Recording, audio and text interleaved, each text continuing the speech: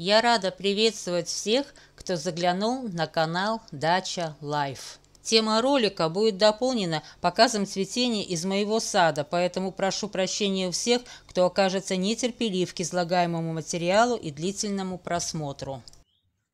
Роза Шерлок Холмс играет всеми оттенками золотистого цвета.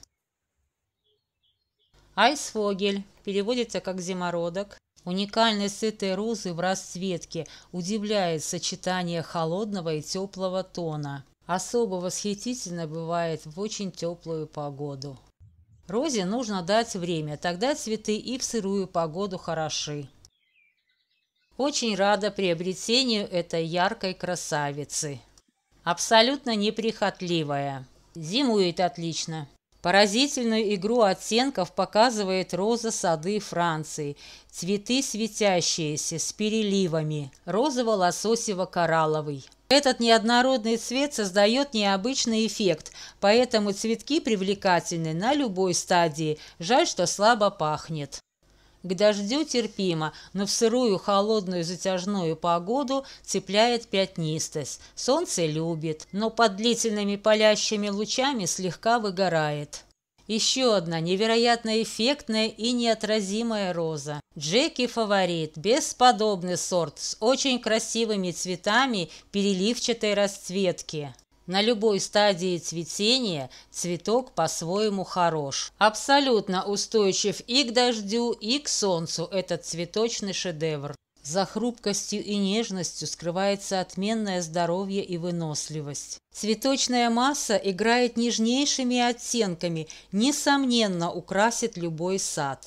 Тончайшие кружева лепестков образуют трепетные нежно-розовые с более светлым центром ажурные цветочки. Если важна надежность, постоянство, обильность цветения, общая декоративность, то эта роза на парадное место. Очень живописный сорт. Всегда хочется, чтобы цветение роз было временем позитива и радости, а растения не расстраивали своим внешним видом или плохим состоянием. Даже появление еле заметных пятен на листьях может омрачить красивую картинку цветника. Пятна такие мелкие, что можно и не разглядеть сразу. Лишь присмотревшись, можно увидеть многочисленные повреждения листовой пластины. Но ничто так не портит розы, как вредители, и это следы их деятельности. Пятна могут отличаться как по цвету, так и по форме. Любое наличие пятен сигнализирует о том, либо развивается какое-то заболевание, либо идет процесс размножения. И личинки, и взрослые особи одинаково вредят растениям, снижая физиологические процессы. Любая микроскопическая ранка – это открытые ворота к инфекции, а грибковые заболевания просто нацелены на поражение листьев, чтобы лишить растения фотосинтеза, но и без него никак. Молодые листочки и побеги вообще очень чувствительны к любому негативу и наиболее уязвимы. Но кто же откажется питаться мягкими и сочными частями растений? Ой, друзья, лучше не доводить до такого, просто необходимо увеличить дозу внимания и терпения к своим растениям. Любуясь кустиками своих роз, я не теряю бдительность. Вредители-то не дремлют. Среди множества насекомых, ну как тут разобраться, кто есть кто? Вот прилетел, сидит, но явно что-то задумал. Ишь, лапы потирает, тоже к чему-то готовится. Но это мухи-журчалки, они как бы полезные в саду. Взрослые мухи питаются нектаром и пыльцой, богатой белками, которые им нужны для откладки яиц. Личинки-хищники, активно истребляющие тлю. Может быть, этот пришелец окажется полезным. Ну, очень активно плетет паутину, вот бы для вредителей. С тлей сама неплохо справляюсь, снимаю их вручную, когда садятся на размножение. Массовые проколы тли тоже небезопасны. Выделяемая липкая жидкость затрудняет дыхание растениям, а еще является отличным субстратом для размножения грибов с разными заболеваниями, для распространения которых достаточно росы. Не будет тли, муравьи не придут. Проблематична борьба с трипсом. Трипсы предпочитают цветок и цветоложе плодов. Это самая доступная пищевая база. Их негативная деятельность влияет на декоративность цветения, но более серьезная опасность кроется в вирусах, переносимых ими.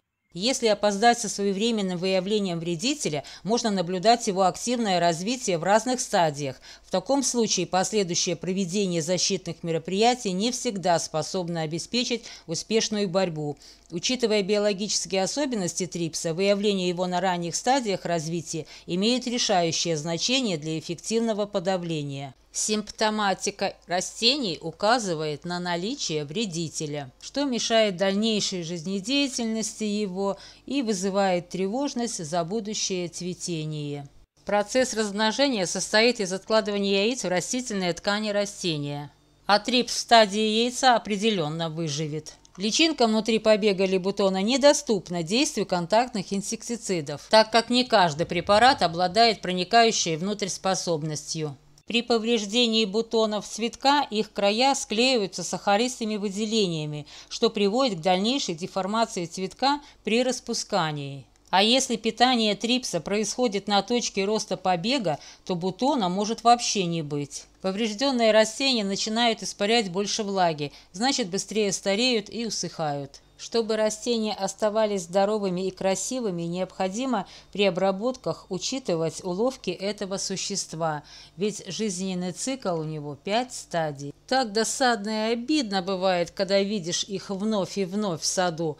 И сама себе говорю, ну не надо пытаться действовать там, где нет надежды на успех. И все равно иду, готовлю очередное зелье, чтобы хоть как-то снизилась популяция. Истребить их полностью вряд ли получится. Уж очень они выносливые, плодовитые и живучие. Наверное, знает, что трудновыводимы. О, как выпендривается. Понятное дело, что нужно провести надлежащие обработки. Только вот с погодными качелями не так просто все. Умудриться еще надо, когда розы не просыхают от дождя.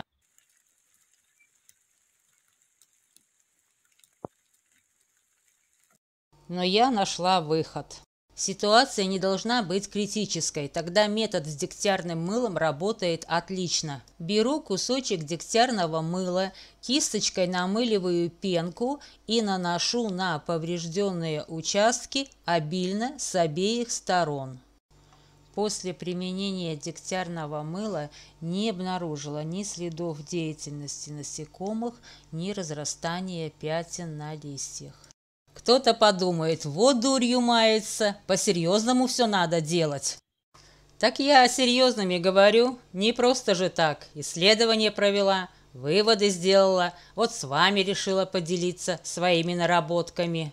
Розочки свои я не особо кормлю, так немного их подпитываю. Вопреки устоявшимся правилам, как-то попробовала не разводить бродиловку из крапивы.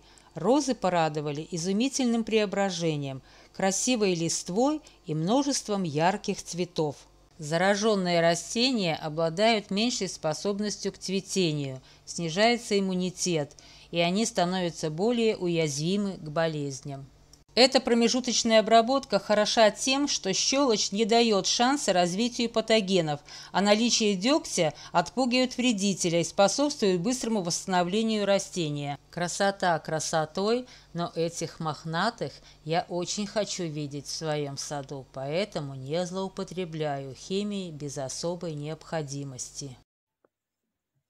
Химию применяю до того, как начнет распускаться цветок. Как только на розах появляются зачатки бутонов, применяю Актару, суспензия-концентрат с прилипателем. Продается по 5 ампул 2 мл. Далее в моем саду в течение сезона работает чистотел, крапива, фитоспорин, ну и, конечно же, дегтярное мыло. Систематическое применение фитоспорина в моем саду дает отличные результаты по устранению различных пятнистостей. 2 раза в месяц поливаю и 1 раз опрыскиваю. Только полив провожу теперь с неразведенной крапивой. Бочку 200 литров наполняю крапивой наполовину. Чайно-гибридная роза Pink Paradise. Посажена весной 22 года. Роза имеет приятный легкий аромат, в болезнях не замечена, солнце любит, дождь ей тоже не помеха. Отцветает опрятно. Люблю эту розу на всех стадиях цветения и за то, что зимует отлично, даже без укрытия, а живу я в Белоруссии, Минская область.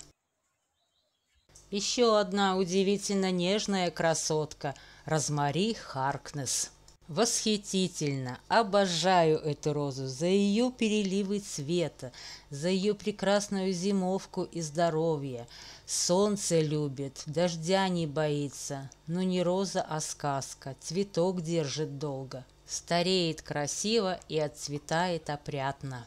Шикарная чайно-гибридная роза Ворм Вишес. Ее очарование кроется в расцветке и в форме цветка. Элегантная роза не зря является обладателем множества престижных наград. Роза великолепна на всех стадиях своего развития. Отменное здоровье, сила роста, не боится ни солнца, ни дождя, зимует отлично. И это одна ветка. Невероятно роскошная и эффектная группа.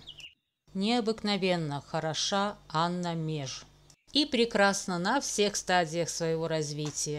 Обворожительная роза Royal Parks. Ничто не может повлиять на декоративность этой розы, настолько она великолепна в своем развитии. Истинную красоту этой розы можно увидеть, только посадив ее у себя в саду. Камера не передает ни бархатистости лепестков, ни истинного цвета. Шедевральная роза Энн Хендерсон. Удивляет необычной закруткой лепестков и их бархатистостью. Очаровывает неоднородной переливчатой расцветкой. Великолепна роза в любую погоду. Отличное здоровье и зимовка. Измученная трипсами роза крем-карамель. И с побегами этой розочки не повезло, и бутоны повредили вредители, но она умница, старается, очень выносливая. И, конечно же, красавица, всегда разная, я неравнодушна к ней. Восхитительная макароза. Тоже очень досталась ей и от трипсов, и от пилильщиков, но она неподражаема. Что бы с розой ни происходило, всегда она выдает волшебное цветение, но одним словом прелесть. Чтобы цветок подарил минуты радости, очень важно разглядеть проблемы, которые реально могут помешать долгожданному цветению. Я избрала для своего сада вполне действенные методы. Меня выручает волшебная пенка дегтярного мыла. Отлично работает против розанного пилильщика. Если без промедления, успех гарантирован. Недооценивать розанного пилильщика не стоит. Злостный вредитель, серьезная угроза цветению. Максимальная активность последняя неделя мая до окончания июля. С применением дегтярного мыла мои розочки все меньше и меньше становятся жертвами вредителя. У некоторых роз даже кладка яиц вызывает увядание побега, а у некоторых, когда начинает развиваться личинка и питаться. Наличие экскрементов на побеге говорит о том, что вредитель уже там питается и активно развивается. И сам побег с личинкой видоизменен. Мне даже удалось заснять, как питается личинка внутри побега. Довольно-таки активно вгрызается в побег. Бывает, через пару часов приходится процедуру повторить, пока не исчезнут экскременты. Вот так по истечении некоторого времени личинка погибает. Когда причина устранена, роза очень быстро затягивает свою рану.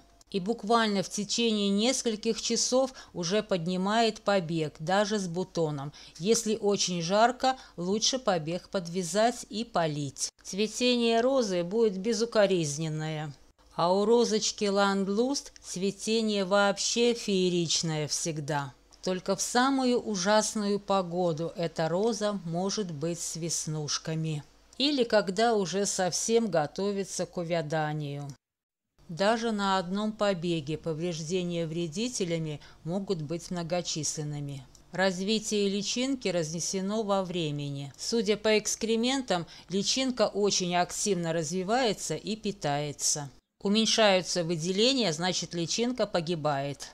Раны обрабатываю, даже самые маленькие, чтобы не попала никакая инфекция. Ну и, конечно же, мои заморочки не для больших садов, а для таких скромных, как у меня. Но того стоит. Многие розоводы без сожаления расстаются со всем, что неприглядно глазу, а я вот вожусь с каждой веточкой. Выхаживаю даже такие побеги, потому что доверяю и себе, и своим розочкам. Ну а как по-другому, если они такие умницы, такие как розочка Вивьен Вествуд. Сильная роза.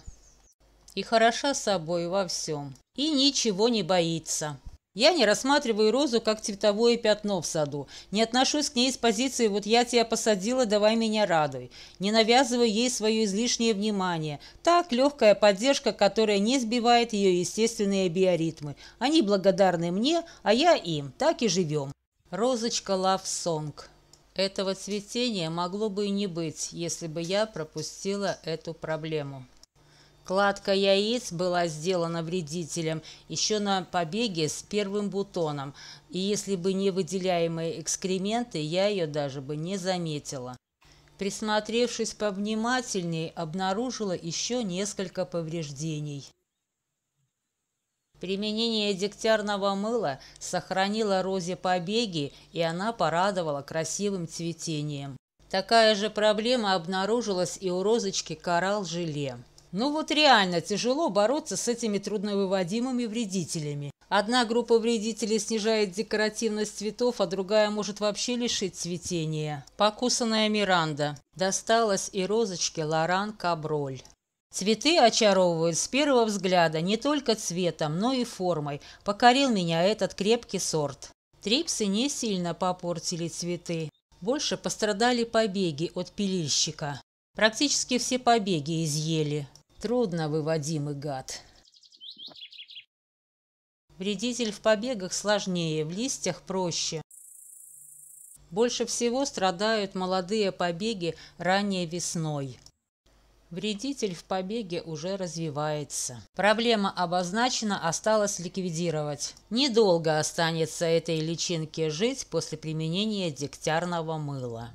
Чистый побег без личинки очень быстро затягивает рану. Кладка яиц происходит и в листья, но меньше всего страдают от вредителя кожистые, плотные. Мой помощник – дегтярное мыло. Чтобы был результат, проблему нужно выявить как можно раньше. Страдают не только розы. Клематисы тоже бывают страдают, но в отличие от розы побег с цветком не поднимется. Дальнейшему развитию и цветению ничего не мешает. Blue Light. Вредитель, нарушая целостность растений, предоставляет возможность для проникновения патогенов. Щелочная реакция раствора дегтярного мыла препятствует развитию и размножению личинок, а также расселению спор грибов с различными заболеваниями. Не смывается дождем, что продлевает действие защиты. Погодные качели мешают истребить заразу, но я настроена решительно. Мои действия в саду направлены на то, чтобы свести к минимуму и болезни роз, и вредителей. Розы в моей болотистой почве хлорозят немного, пока приживутся, но угнетенными не выглядят. С применением крапивы ситуация выправляется. Нежная Гуэрнси. Начинает цветение розочка с кремово-белых оттенков, плавно переходящих в ярко-розовые прожилки. Сорт воплощает в себе красоту и элегантность. Особенность окраски делает эту розу узнаваемой. Вот только хорошую погоду любит утонченная и изысканная Гуэрнси. Всегда безупречная листва татона немного захлорозила, но играющий оттенками цветок радует, даже покусанный трипсами. И в непогоду этот рыжик прекрасен. Исключительное богатство окраски у Андре Тюрка. Каждый лепесток – палитра красок. Ну вот как уберечь розы от вредителя с гарантией на цветение, да еще чтоб без химии? Бывают так достанут, что прямо-таки хочется схватиться за флакончик отравы. Розочка Луи де Финес всегда вызывает восторг. Она великолепна во всем. Эта изящная роза, переливающаяся различными оттенками, привлекает внимание на всех стадиях. Моя любовь, любовь, розочка Малинью. Милашка, которая цветет очень охотно, выдавая многоцветковые соцветия. Одним словом, труженица. Это золотистая красавица, стойкая к любой погоде. Сан-Суси – романтическая и нежная флорибунда, прекрасный беспроблемный сорт. Люблю ее нежно, эту жемчужину. Хочется видеть шик, блеск, красоту, восторг в своем саду, только вот погода терзает все и всех в этом году. Прогнозы не оправдывают ожидания. То жуткая жара, то чудовищная сырость после затяжных дождей. Самое время болячкам, которые не всегда подвластны нашему контролю, особенно в дождливую погоду. Продолжение будет. До новых встреч, друзья! Роза нимбус свежа всегда, от бутона до увядания. Само совершенство.